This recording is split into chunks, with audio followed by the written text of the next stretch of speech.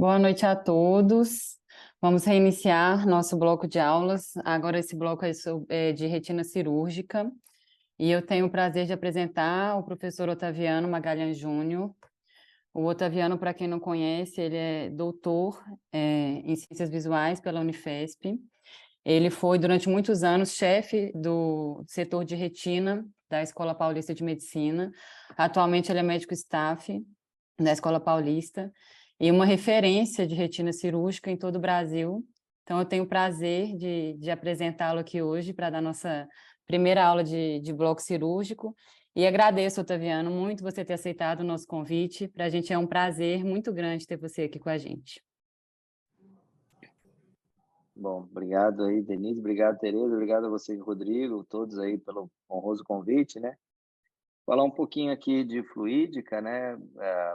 Isso é um trabalho que a gente começou desde a época do meu estágio, né? Que é há alguns anos, né? E, enfim, e aí a gente foi desenvolvendo vários trabalhos que acabaram virando meu doutorado, algumas coisas depois que a gente acabou fazendo. Então, vamos falar um pouquinho aqui das diferenças entre os kits, como que os aparelhos funcionam, como você otimizar seus resultados e performance dos equipamentos e das cirurgias. Então, o que nós temos hoje, né, todos sabem, né, sistemas de 3 ou mais vias, com infusão, vitriófagas, iluminações diversas. Temos ainda, raramente, ainda kits de 20 Gauss de alguns sistemas, né, que a gente vai falar sobre isso, mas o que está dominando é o 23, 25 e 27 Gauss. E todos esses sistemas eles têm diferença de tamanho, não só entre 23, 25 e 27, né, que são os mais usados, mas também de empresas diferentes. Então, empresas de marcas diferentes têm tamanhos diferentes de vários desses componentes que a gente vai comentar aqui com vocês. Então, os cálculos fluídicos, né, de cada um dos sistemas é bem particular de cada empresa. E, às vezes, as performances são diferentes e vocês precisam compreender um pouco melhor do sistema que vocês usam, né? Como todos sabem, né, as velocidades de corte vieram aumentando nos últimos anos, né, chegando hoje até mais de 20 mil cortes em alguns sistemas já existentes.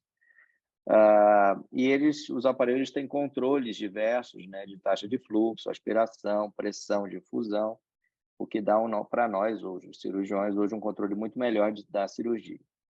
Então, tem um termo, né, chamado Dutch Cycle, que a gente traduz para o português de uma forma bem tosca, como taxa de ciclo, né, que é o percentual de abertura da ponteira. A gente vai comentar um pouco melhor para vocês sobre isso, que tem uma grande variação dependendo da forma que você corta o vítreo.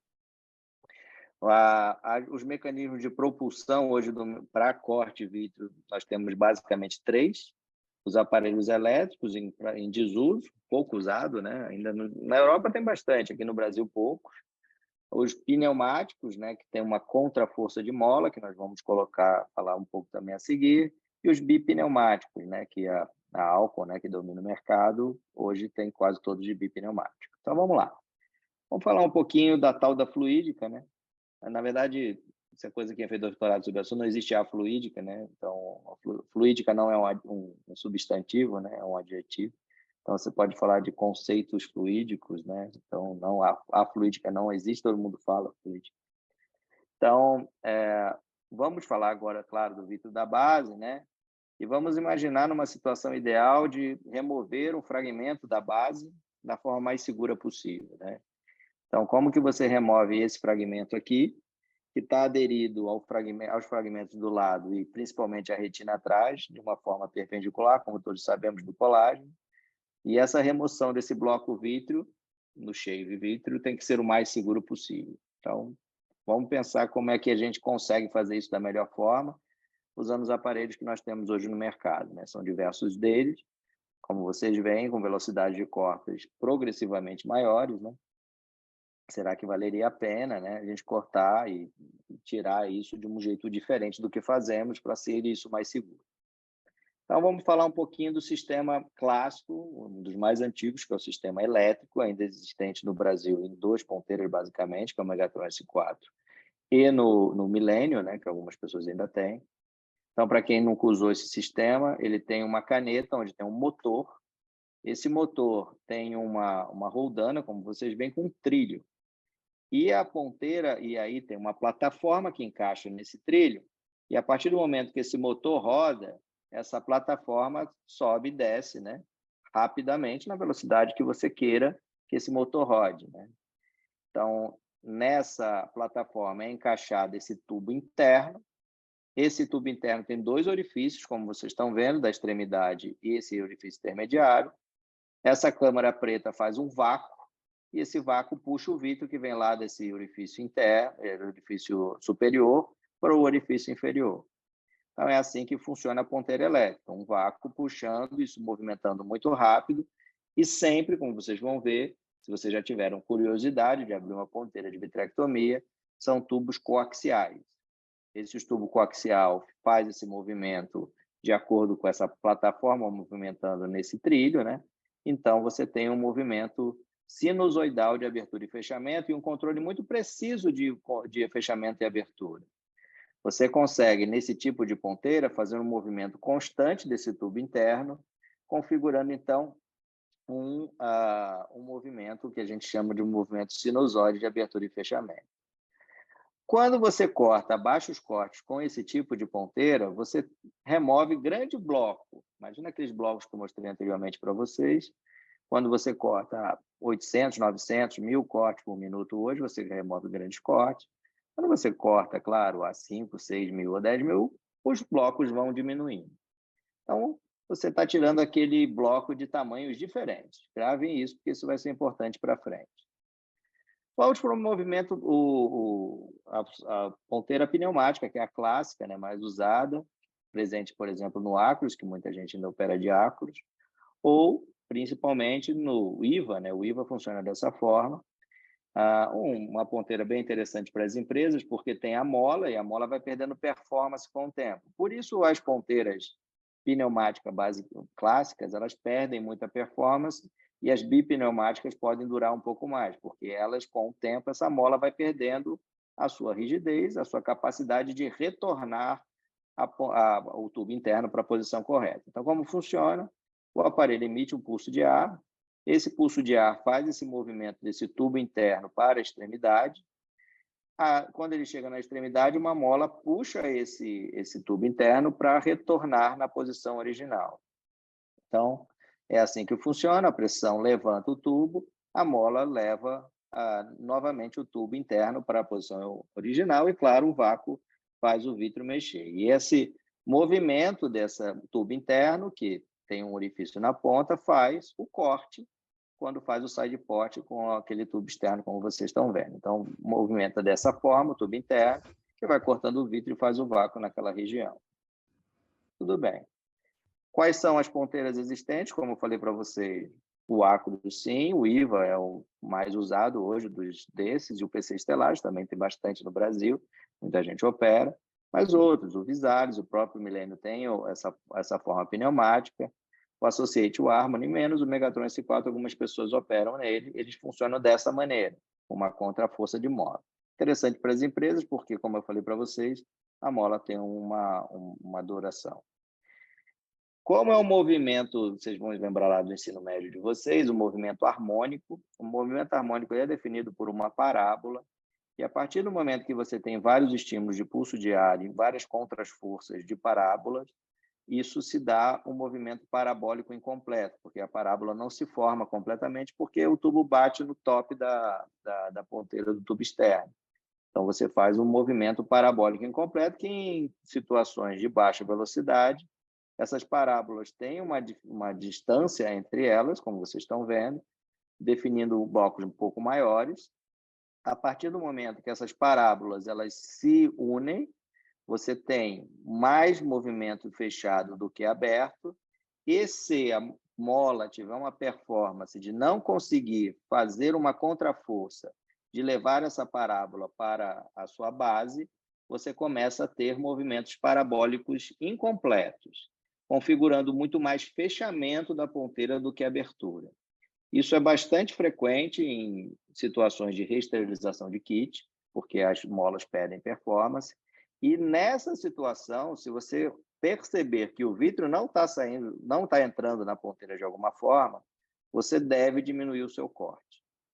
Nessa briga muito grande que na época tinha, e tem muita herança dessa época, da questão do Dutch Cycle.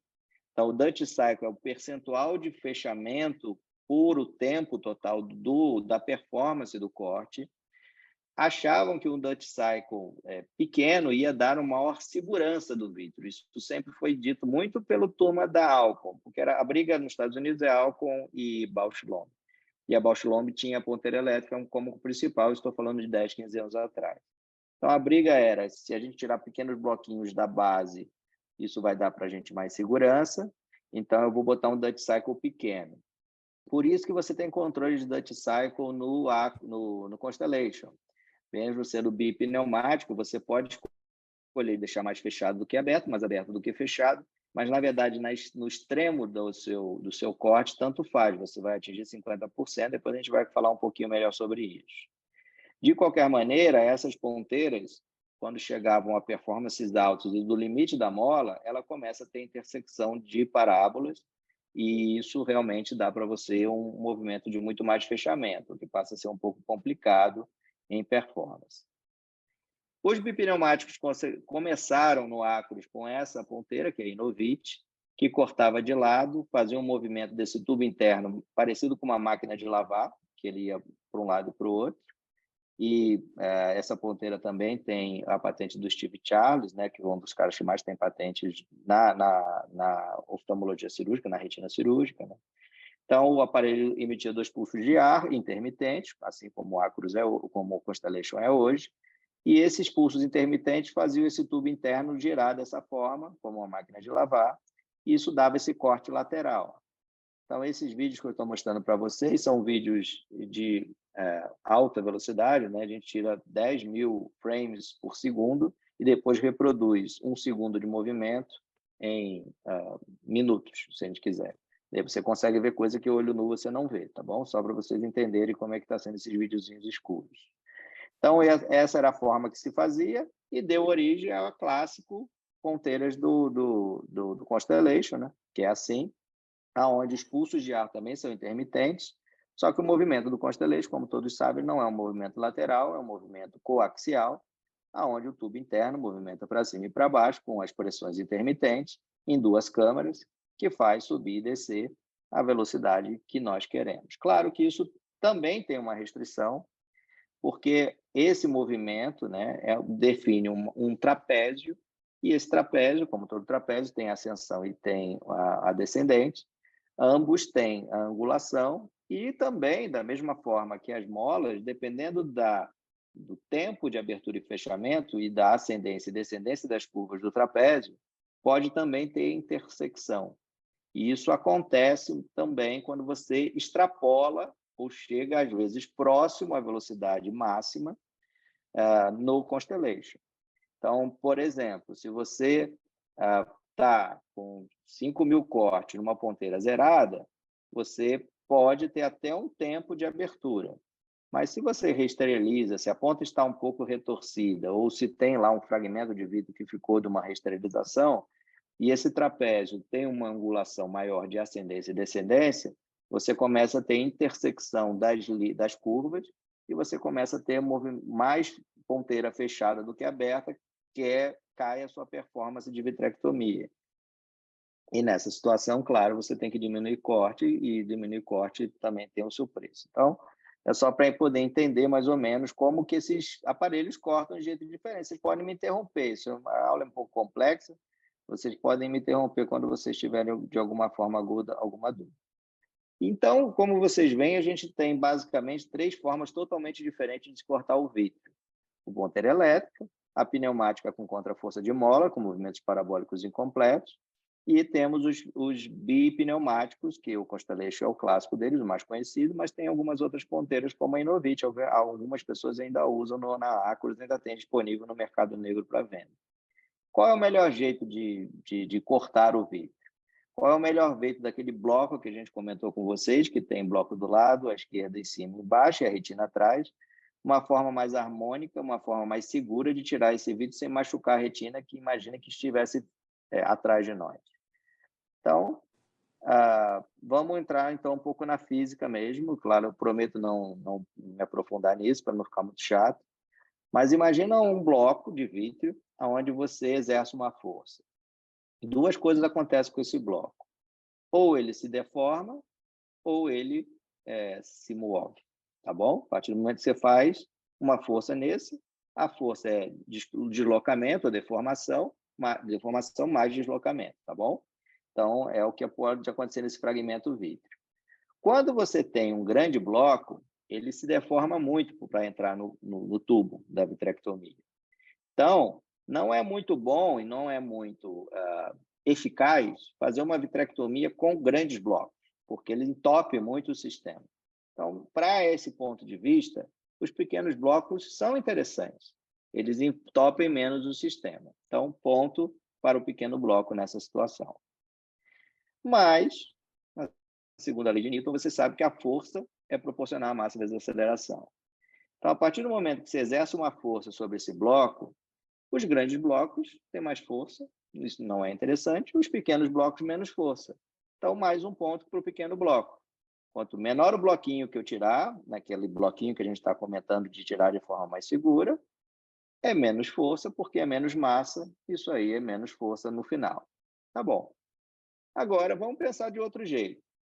Exercendo aquela força sobre o bloco, onde tem deformação mais deslocamento, a partir do momento que ele desloca, se você remover um bloco grande, a força daquele bloco vai ter uma contraforça no vítreo e na retina. Se esse bloco tiver uma área maior de superfície, isso vai estar distribuído por um lugar maior.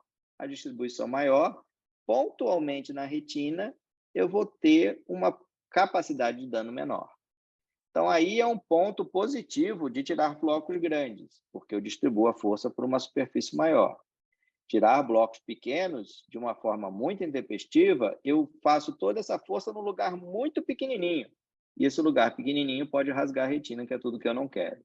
Então, realmente, para esse ponto de vista da distribuição da superfície, pequenos blocos são piores. Então, é mais ou menos isso.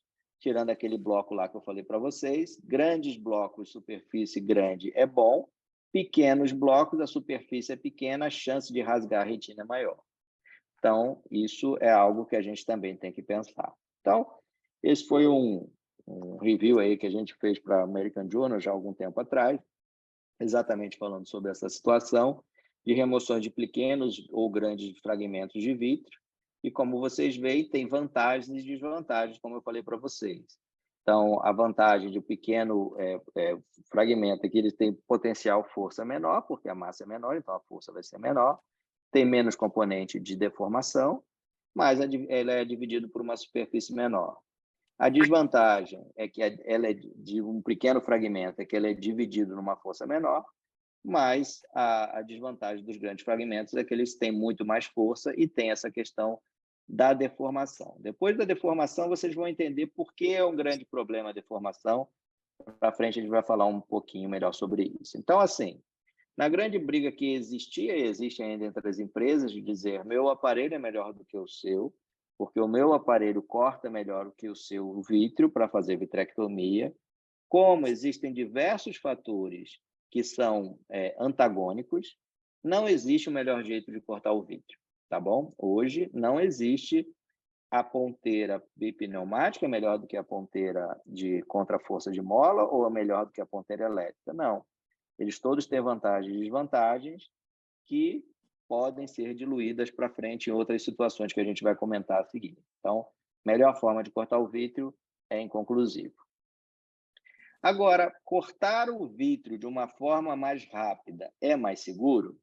Então, repetindo aquilo que a gente comentou anteriormente, os aparelhos têm tido cada vez mais cortes. Existem alguns europeus clássicos, né, raízes, que gostam de cortar ainda 1.500 cortes por minuto, que dizem que é mais efetivo. Mas será que isso faz sentido? E hoje, como vocês todos sabem, a própria Alcon lançou, né, no Japão já tem, né, essas ponteiras que cortam nos dois sentidos, né, porque o tubo interno do tubo coaxial ele tem um orifício, então na hora que ele movimenta para a extremidade e volta, ele corta duas vezes, Então, uma ponteira que hoje corta 10.000 cortes por minuto, chega a 20.000 cortes. Uma ponteira, por exemplo, do IVA, ele, na verdade, corta 8.000 e ela é exatamente dessa forma, tem um orifício interno, o que faz o corte dobrar e vai para 16.000 cortes por minuto. Mantendo o Dutch Cycle, que é a taxa de abertura frente ao movimento, muito mais aberta, porque ele abre tanto na entrada quanto na saída, então ele tem Dutch Cycle aí de 75%, e às vezes até mais, dependendo da mola, se de contraforça, enfim, outra coisa que a gente também tem que conversar. Então, é algo que hoje não tem nada de novidade, né? Já tem muitos anos que fazem isso, mas que a Alco ainda até hoje no Brasil não lançou. No Japão já tem, no Brasil ainda não é assim. Então, imagina, e aí a pergunta que você não pode esquecer, que a gente está falando no momento, é se vale a pena cortar mais rápido. Se vale a pena a vitrectomia chegar a 16, 20, 25, 30, 40, 50 mil cortes por minuto. Então, imagina uma situação ideal, onde eu faço um vácuo no aparelho e esse vácuo puxa os fragmentos vítreos. Numa situação ideal, de uma pressão 2 ser menor do que 1, esses fragmentos sairiam de uma forma bem homogênea, tranquila, sem dar nenhum problema. Infelizmente, não é isso que acontece. Infelizmente, nossa vitrectomia é uma situação de constante entupimento, e vocês, que são todos, a maioria de vocês, cirurgiões de catarata, sabem que depois do entupimento do sistema, o que acontece? Surge. Então, nós temos obstrução de fluxo e nós temos constantemente surge vítreos. O que é o surge? O surge é um movimento explosivo de grande massa, de aceleração imprevisível, e é por isso que quando você faz a vitrectomia, o vítreo balança. Porque e a gente já fez várias vitrectomias em protótipos, onde a gente corta 25, 30, 40, 50 mil cortes por minuto, o vítreo balança pouco, porque não faz o movimento do surge vítreo. Esse surge vítreo é bom até para a gente ver o vítreo, às vezes, senão a gente não vê direito, mas é necessariamente um movimento de imprevisibilidade tracional. Então, surge, grande massa, grande aceleração, grande força. Grande força naquele bloquinho que a gente está comentando, o que pode acontecer é rasgar a retina. Então, nunca é extremamente seguro fazer vitrectomia próximo da base, ainda com o corte que nós temos. A gente tem chance de fazer ruptura e ruptura de descolamento. Então, na realidade, o que nós temos hoje é exatamente essa situação, aonde a força de deformação, lembra da força de deformação que nós comentamos anteriormente, dos blocos grandes? Elas estão presentes e elas entopem o sistema, o entupimento esse que dá o surge. E nós vemos isso hoje, inclusive, nessa publicação da tese de doutorado do Bruno, né, que foi lá também estudar isso, aonde imagine que você, com o mesmo vácuo, e observe esse gráfico interessante, no mesmo vácuo, para uma situação de mais corte, você consegue tirar mais vítreo. Então, esse é um experimento onde você pega o vítreo porcino de um porco recém-falecido, e aí você tira o vítreo, coloca num frasco e vê a velocidade que esse vítreo entra dentro do sistema. Quando você tem, no mesmo vácuo, um corte maior, entra mais vítreo. Por quê? Porque quando você corta mais rápido, os fragmentos ficam menores, entope menos o sistema. Entupir menos o sistema é bom? Sim, é ótimo. Por quê? Entupir menos o sistema, você está tendo menos surge, porque depois do entupimento veio o surge. Menos surge, mais previsibilidade tracional.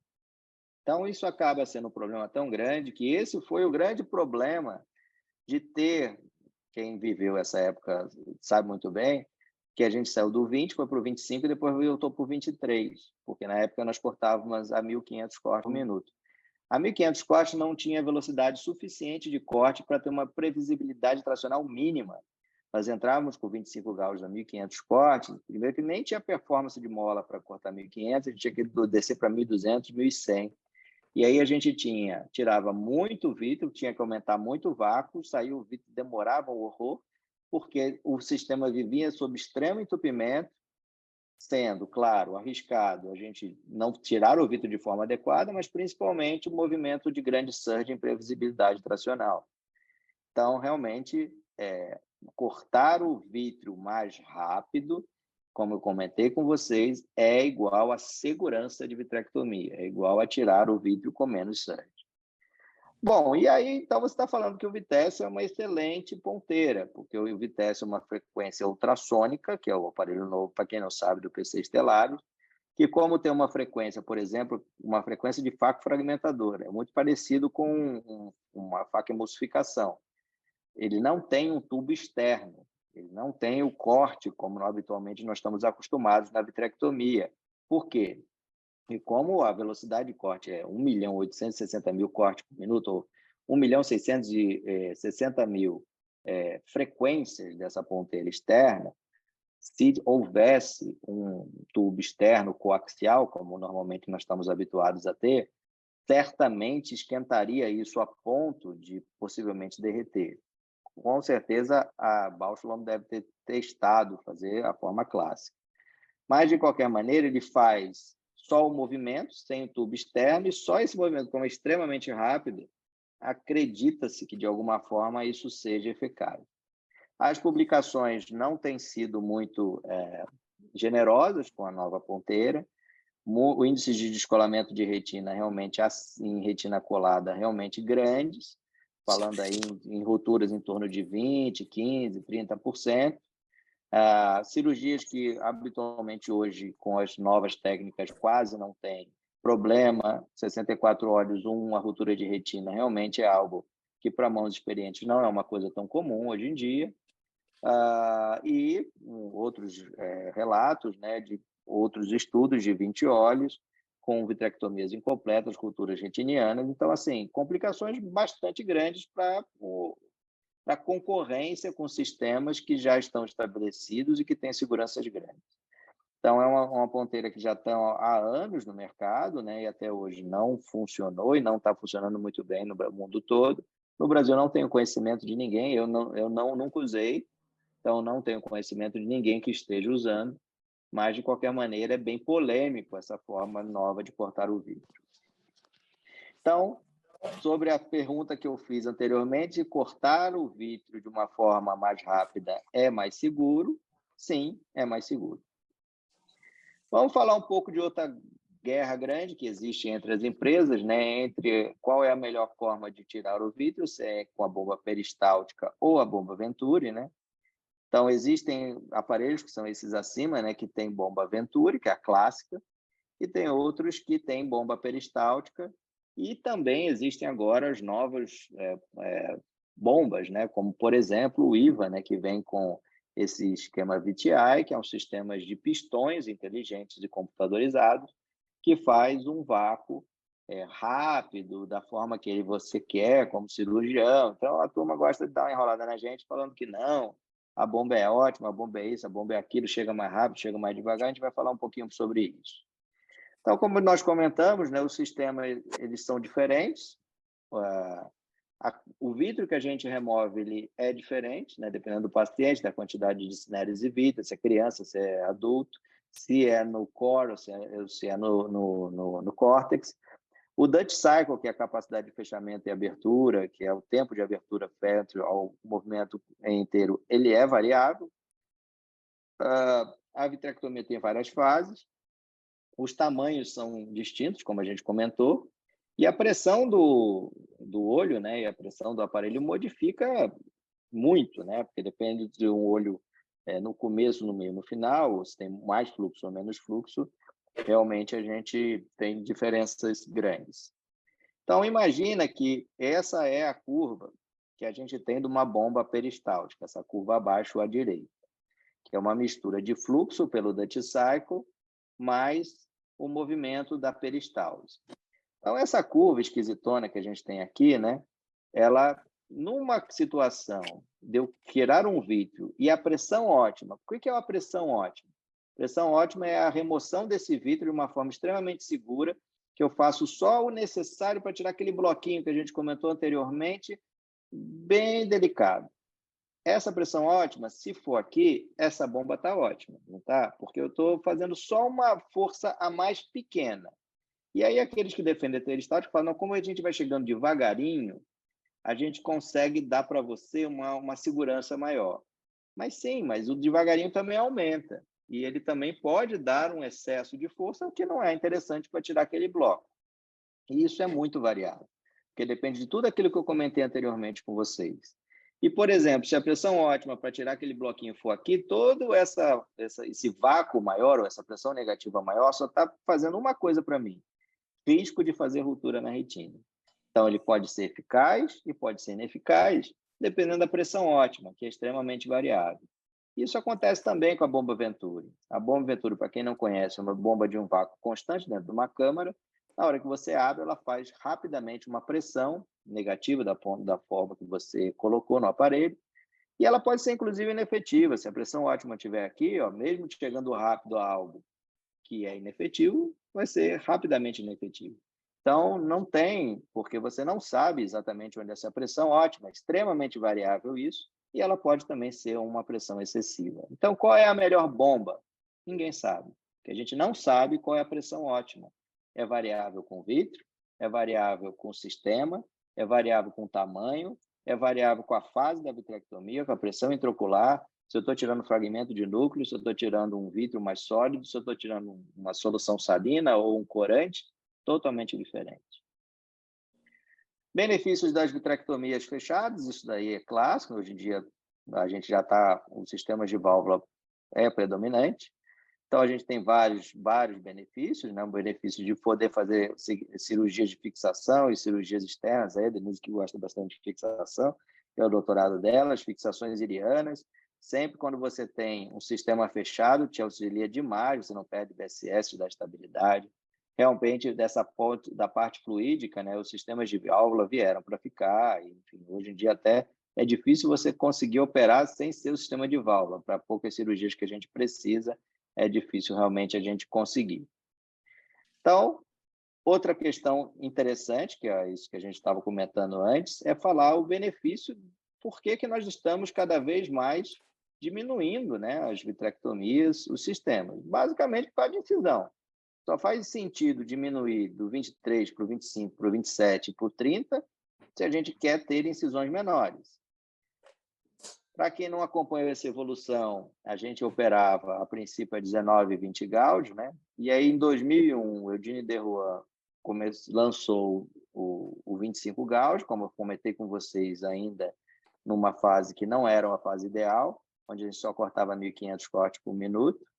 Depois, em 2003, o ECAD começou na DOC o 23 Gauss, porque acreditava com os testes fluídicos que ia funcionar melhor e efetivamente funcionava. E aí veio toda a questão das incisões anguladas, que teve várias publicações sobre esse assunto em 2004, 2006, porque antes a gente entrava a 90 graus, como vocês estão vendo lá, depois passamos a entrar de forma angulada para melhorar a situação do 23, porque tinha, obviamente, saída. As empresas vieram melhorando toda a questão do trocáter, a tecnologia aí dos esclerótomos para fazer um trocáter mais ergonômico e ser melhor o 23, já que o 25 a gente não tinha tecnologia para cortar naquela época. E aí veio o 27 Gauss, que também a gente, usando a mesma tecnologia, a gente já começou a ter corte o suficiente para poder fazer. E hoje nós temos, por exemplo, o 27 Gauss, que tem uma incisão 37% menor do que a 23 e 20% menor do que a 25.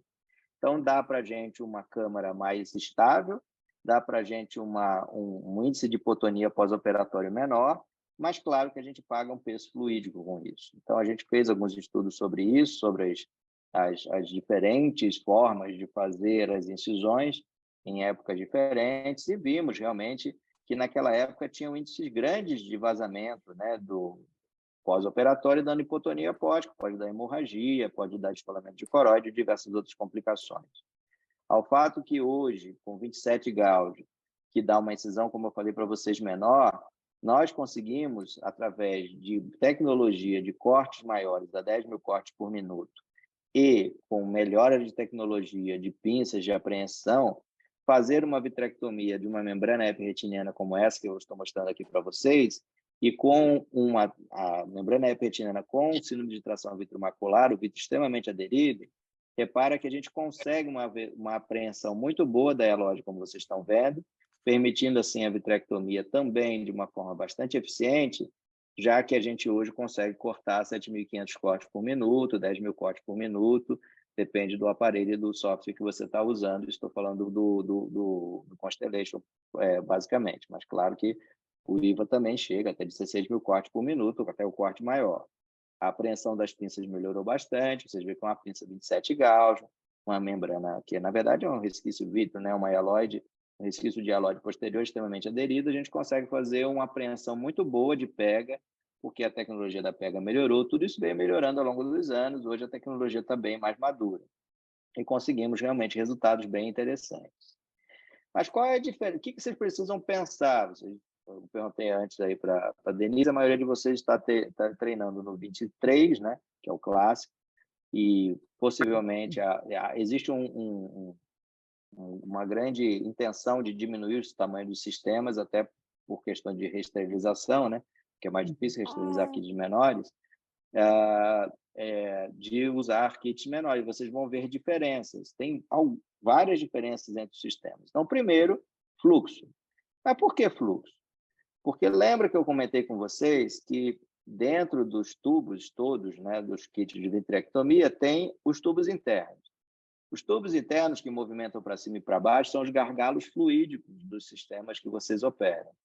Para você ter uma ideia, no 25 gauge, o orifício interno do tubo interno é 30 gauge. Então, do ponto de vista fluídico, o 25 gauge é 30 gauge. O 20 gauge é 24 gauge. E o 23 gauge é 29 gauge.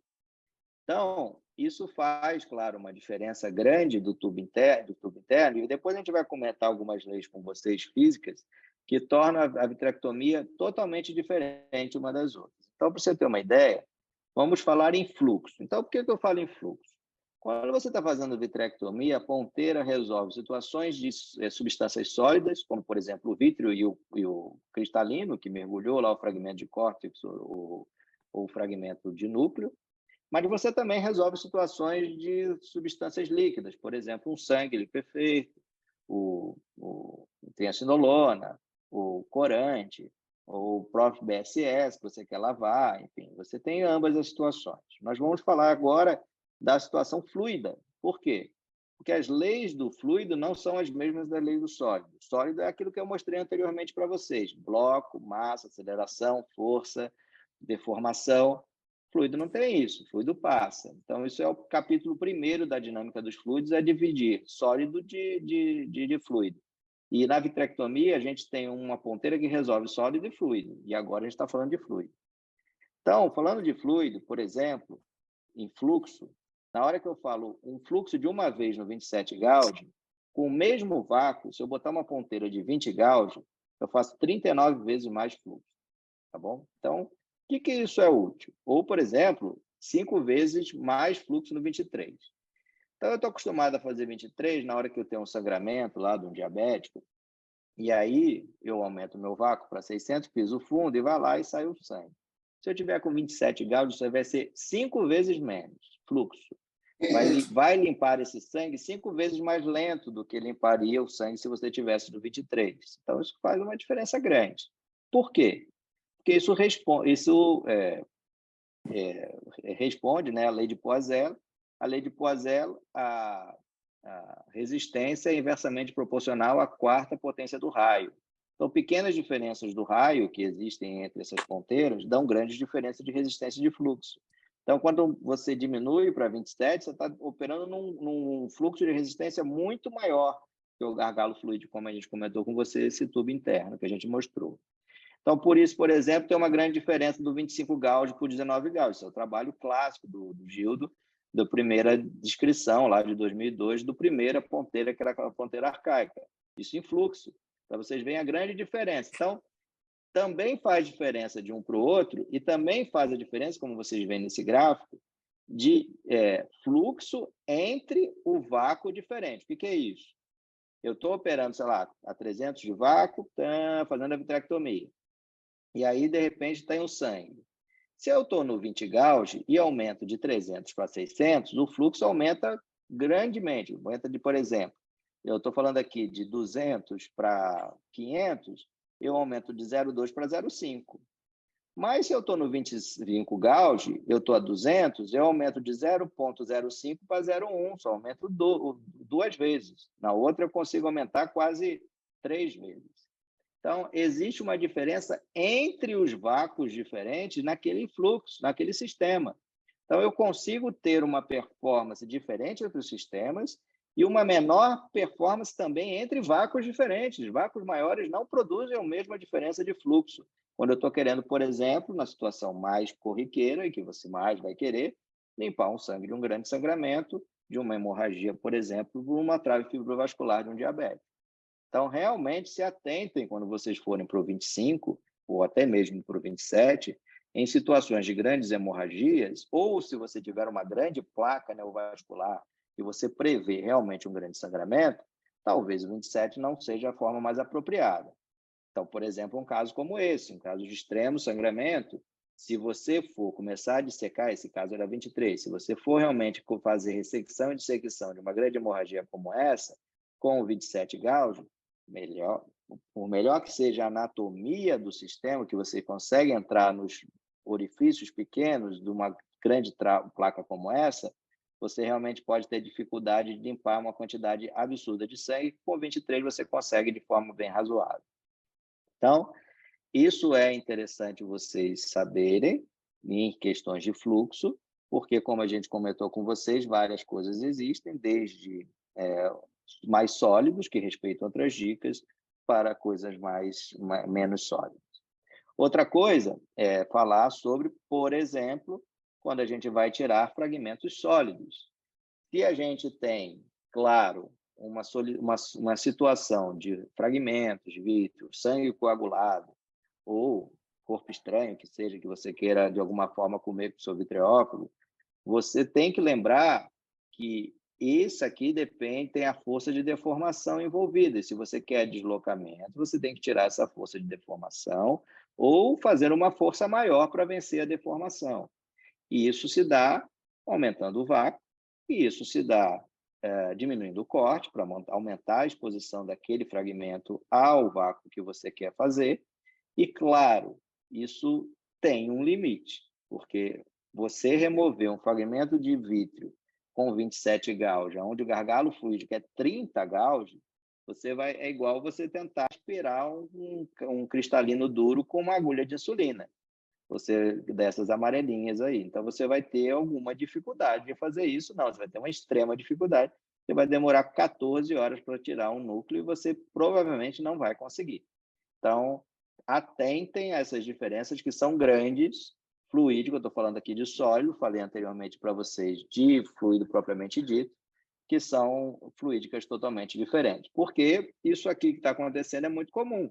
Esse é um caso de trauma, onde eu tenho um vitreófago e eu tenho que fazer o descolamento de retina, e eu tenho que remover esse núcleo, e eu tenho que fazer isso muitas vezes com uma ponteira única, se eu não quiser entrar com o faco fragmentador, ou se não tiver disponível o faco fragmentador. O faco fragmentador muitas vezes não está disponível.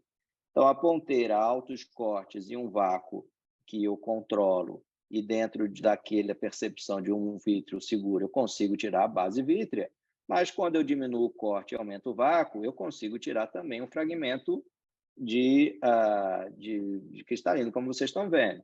Então, ele faz várias funções e eu tenho que otimizar e pensar da melhor forma de fazer isso. Outra questão também que tem bastante, vocês têm que ser bastante criteriosos no fazer a vitrectomia, é essa questão da apreensão vítrea, por exemplo, numa síndrome de tração vitreomacular, como vocês estão vendo aqui. A apreensão vítrea ela tem que ser eficaz, e é uma forma de fazer isso com essa dissecção de vítreo posterior, né? Onde você tira realmente o vítreo da papila, como vocês estão vendo, dissecam esse relógio posterior na arcada superior e inferior e faz um movimento mais gentil possível para a sua retina. Esses movimentos extremamente delicados, eles podem e habitualmente são feitos nos sistemas de Gauss maior, porque você tem um controle maior de vácuo e você consegue eficiência ou uma eficiência pontual da forma que você quer, mas na hora que você está falando de sistemas menores, a apreensão nem sempre é tão controlada assim. Por quê? Porque a apreensão depende do orifício, do tubo interno da área que aquela vítreo se prende.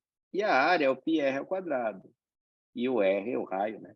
Então, tem diferenças de apreensão entre os fluxos. Então, a resistência era inversamente proporcional à quarta potência, então fazia bastante diferença, mas quando é ao quadrado também faz uma certa diferença. Então, o que eu estou falando isso para você? Então, eu estou falando, por exemplo, se você quiser fazer a apreensão do maialóide, colocar lá 600 de vácuo no 27 Gauss, você vai ter 1x de força. Se você tiver com 23, você vai ter 1,58. Isso numa hialose extremamente presa, que às vezes a gente tem, principalmente em situações de criança ou recém-nascido, que você quer, de alguma forma, tirar aquele vítreo o máximo que der, você vai ter mais dificuldade.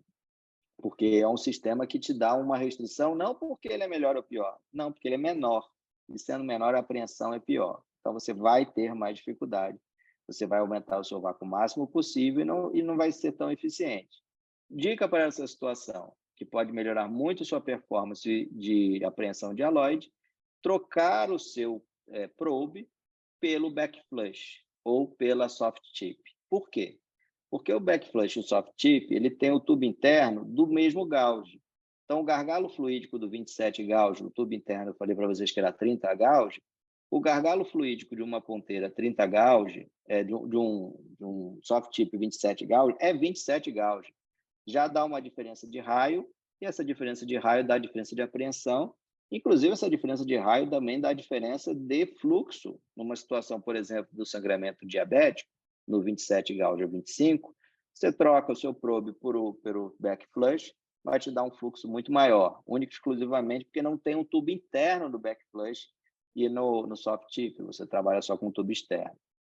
Então, por exemplo, uma situação como essa, como um caso de uma criança que teve um trauma, né, que, claro, você tem que fazer a vitrectomia e o peeling, vocês vão ver que fazer a vitrectomia nesse caso, no 27, e eu optei por 23 graus de propósito, então, todo momento eu opto por 25, 23, 27, porque eu sabia que ia ser muito difícil tirar essa hialose de um rapaz de 14 anos que teve um buraco traumático por uma bolada nos olhos.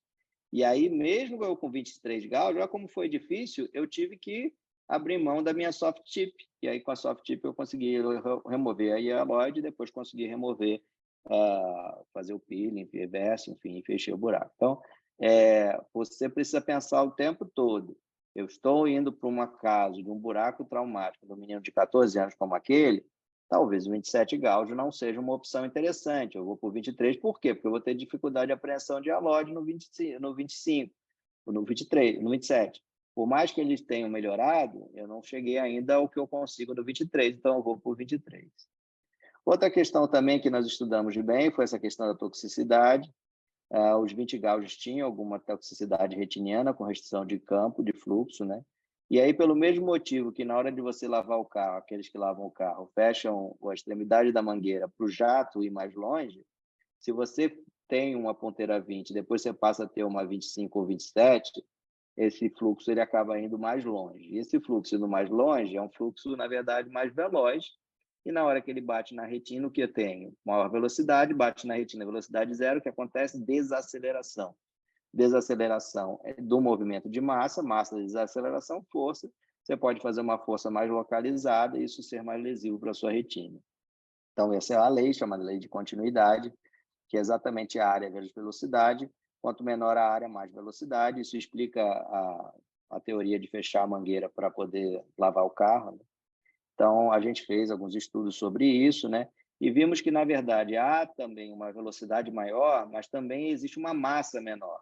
E a desaceleração pela massa não fazia muita diferença.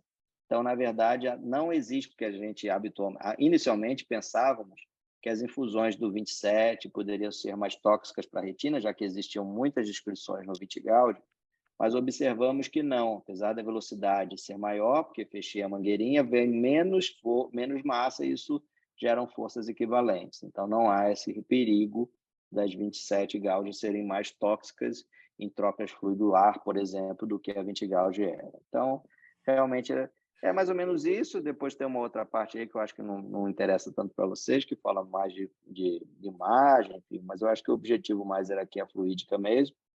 Estou aí disposto e disponível para perguntas. acho que era mais ou menos 1 hora mesmo, tinha mais um tempinho para a gente conversar, né? Eu acho que já foi bem o tempo mesmo. Excelente aula, Otaviano. Muito obrigada. Só para você saber, além de residentes e fellows, entraram também cirurgiões da cidade. Eu acho legal que a gente divulga e a gente sempre tem um público bem diverso. E uma aula, assim, que foi da teoria à prática muito, muito completa, né? Assim, eu gosto de falar com os meninos que a gente tem que saber do equipamento, né? Cirurgião, você não pode deixar para a enfermeira ajustar alguma coisa, você tem que saber o que está acontecendo, porque ali é o seu instrumento de trabalho, né? E claro que nessa profundidade aí sua é um pouco difícil, mas eu sempre ensino os meninos a mexerem nos equipamentos e até chamar mesmo um representante da Alcon ou de qualquer que seja o sistema para dar uma aula, porque eu acho isso essencial. Eu queria te perguntar, assim, para os fellows que estão aqui, se você tem algum ajuste que você faz na sua vitrectomia.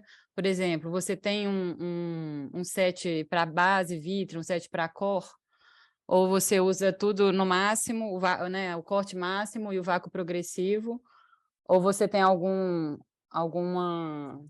ajuste que você faz diferente? Essa é uma excelente pergunta, Denise. Eu já participei de algumas coisas de reunião da Alcon, né? E a Alcon, a Alcon não só, a Alcon e as outras empresas, né? Ela tem por hábito dar opções. Por quê? Porque isso tem, claro, um motivo histórico, né?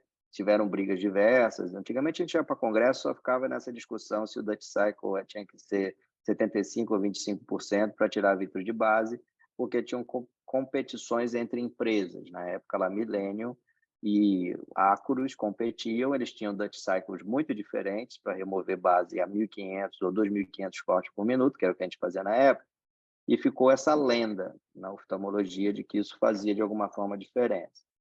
Tanto é, como eu também já comentei anteriormente, até tem o Dutch Cycle de 75%, 50% ou 25% no Constellation, por exemplo. Você pode ir lá e fazer. E, sinceramente, não faz a menor diferença. Então, o que realmente faz diferença é o corte rápido. Então, como a performance hoje, não sei se vocês operam de Constellation, e até não faz diferença de você botar 25%, 75% ou 50% de Dutch Cycle quando você chega na velocidade máxima de corte. Aquele trapézio que eu mostrei para vocês, no Constellation, ele está no limite na velocidade de corte máxima. Então, se você está operando a 5.000, se você está operando a 7.500, ele está no limite. Se você colocar 25%, 75% ou 50% de Dutch Cycle, vai ter metade aberto, metade fechado. Porque o trapézio, na hora que desce, já está subindo de novo, isso numa ponteira nova, tá? Se você tiver uma ponteira resterilizada, você pode diminuir um pouquinho o seu corte, porque ele não chega no máximo. Agora, respondendo especificamente a sua pergunta, realmente eu tendo a sempre operar no vácuo máximo, a não ser que sejam situações de sólido, né? Mas numa situação de vidro normal é essa. E base, eu tento ir no linear e fazendo o corte nunca voltado para a retina, né? Eu acho que o grande segredo da vitrectomia é nunca virar a boca para a retina.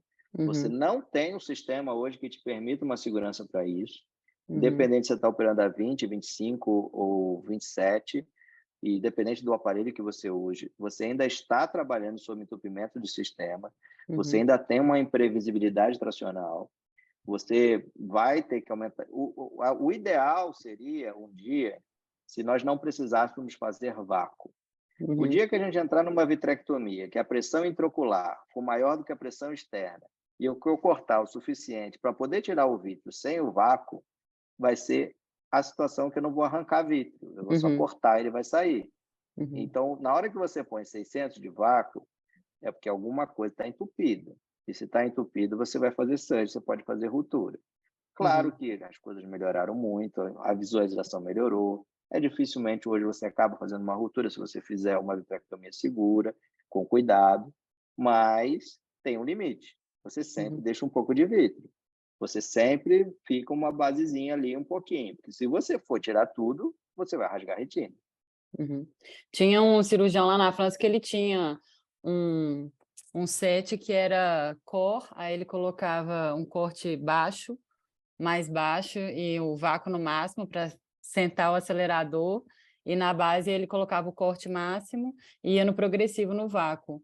Mas assim, a gente pode fazer isso, não tem tanta diferença, né, se você Ah, manter o mas o corte europeu máximo. adora. O europeu É. adora ser do contra.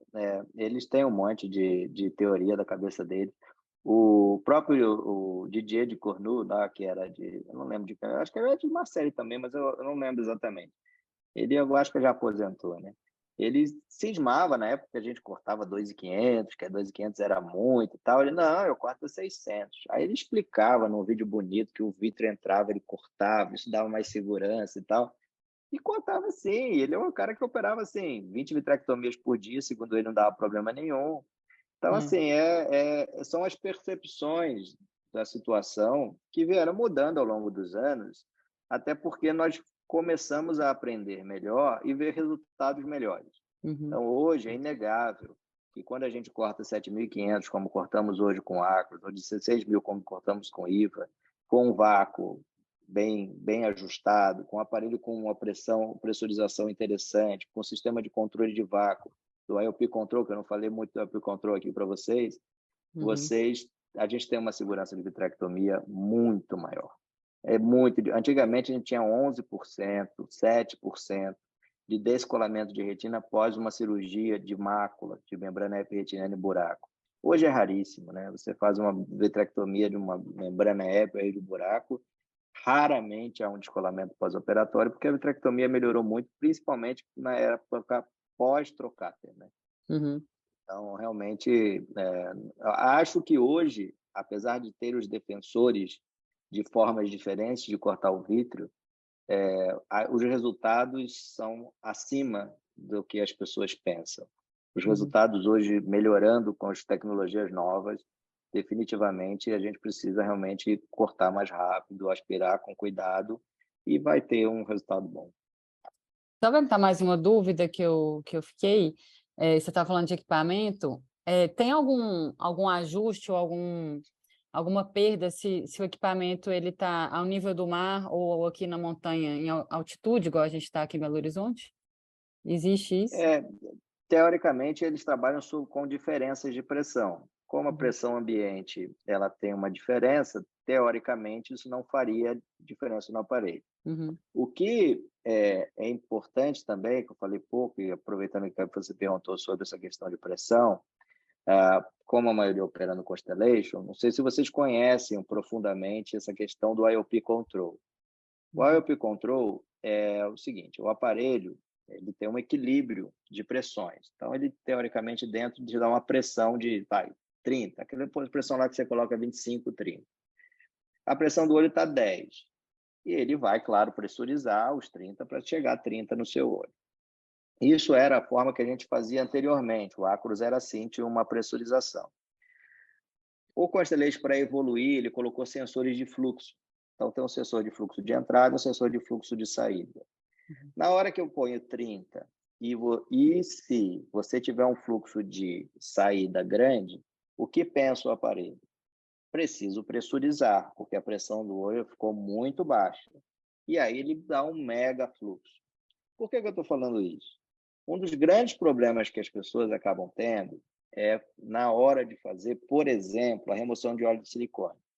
Você vai lá, tira o óleo de silicone, e aí, claro, para tirar aqueles pequenos fragmentos, troca as fluido-gasosas diversas. Retina uhum, colada, sua retina ficou ótima, segunda cirurgia, está tirando o óleo. É só tirar o óleo, como só tira o óleo.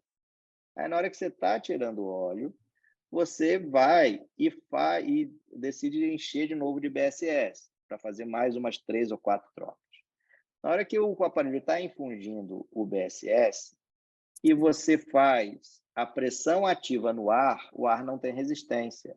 Vai vir um mega fluxo de ar para uhum, dentro do aparelho, independente se você está com a ponteira ou com back flush. uhum, O aparelho vai falar: olha, está entrando muito ar, está ficando hipotônico, eu vou colocar, está entrando muito fluxo, eu vou colocar uma mega pressão e dar uma mega pressão de BSS para dentro do olho. Esse uhum, BSS transfixa a retina e descola a retina. Então, vira e mexe em congresso, tem gente apresentando casos como esse, uhum, de troca fluido-ar em sistema de IOP Control. uhum, Tem que tomar muito cuidado, tem que pensar muito bem. Nunca é bom fazer um grande fluxo. Outra coisa que pode acontecer, você está lá, a ponteira entupiu, tira a ponteira e vai fazendo um fluxo grande no ar para ver se desentope a ponteira, lá dentro, o aparelho não sabe que você está fazendo fora do olho. Ele está pensando assim, olha, o cara tá esperando que nem um louco lá, então eu tenho que botar fluxo lá dentro. E ele vai forçando o fluxo para dentro do olho, mesmo a pressão estando equilibrada, ele tem esse sensor de fluxo que vai fazer uma pressão positiva dentro do olho. Então, tome muito cuidado com isso no IOP Control. Isso é outro detalhe fluídico que vira e mexe em algumas apresentações aí pelo mundo afora que o pessoal apresenta. Quem não sabe disso vai um dia ter esse desconfortável surpresa. Ótimo. Alguém tem alguma dúvida, gente? Todo mundo tem cirurgiões aí, pode perguntar. Aqui o espaço é super aberto. Rodrigo, alguma dúvida? Otaviano, que aula sensacional, viu? Que parâmetros de tudo, de explicação de física, né, Denise? Fui e voltei aqui. Nossa Senhora. Impressionante. Eu já assisti essa aula, mas tem que assistir mais 500 vezes para poder absorver tanta informação. Nota 1000 para todo mundo. É o tratado do Otaviano. Não, foi ótimo, a aula excelente. Otaviano. Só tem aqueles detalhes da distância da ponteira, que a gente foi evoluindo, aproximando mais da retina. Tem uma defesa de teste da álcool, mas assim, são detalhes, né? Isso é interessante, né? Porque, na verdade, o que acontece é que quanto mais próximo você fica da extremidade, mais frágil fica esse top, né? Essa extremidade, né? E aí você lembra que aquela ponteira está batendo 5.000 vezes por minuto, ou 7.000, ou 16 vezes por minuto naquela extremidade. E se você tem isso muito lá na pontinha, pode acontecer daquilo abrir, né? Que nem uma lata de leite condensado que abre assim para cima, que é complicado e arriscado. Então, demorou muito tempo para eles conseguirem uma... Isso não é tão simples assim, porque isso precisa ser produzido em alta escala, num preço de custo muito parecido com as existentes e com uma segurança grande, né? Para aquilo não explodir, né?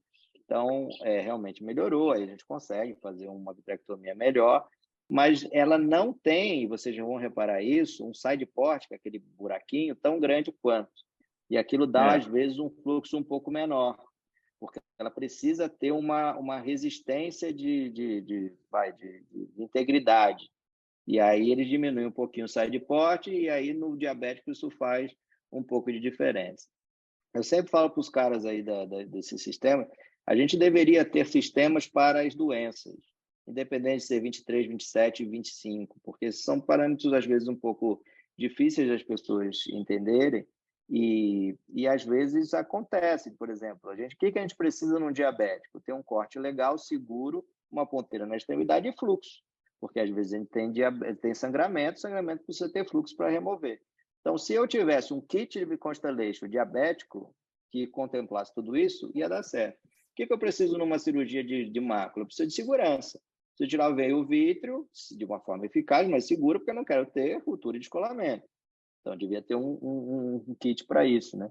E devia ter um kit, sei lá, para descolamento de retina, que aí eu preciso mais também de corte, não preciso de muito fluxo para a retina não balançar muito, porque eu não quero cortar a retina. Então, assim, tem vários detalhes aí fluídicos que, infelizmente, os sistemas não contemplam. Eles não são feitos para todas as doenças.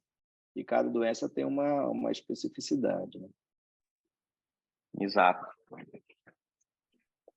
Está ótimo. Otaviano, te agradece muito aqui a aula. Imagina, obrigado a vocês pelo convite, que é isso, imagina. Muito obrigada por ter aceitado. Muito bom, perfeita. Imagina. Muito bom. Sempre teremos essa aula, né, Denise? Sempre, nossa Senhora. Aprendendo. Pelo amor de Deus.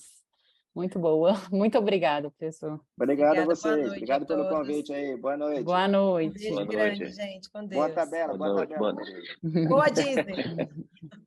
Tchau, tchau.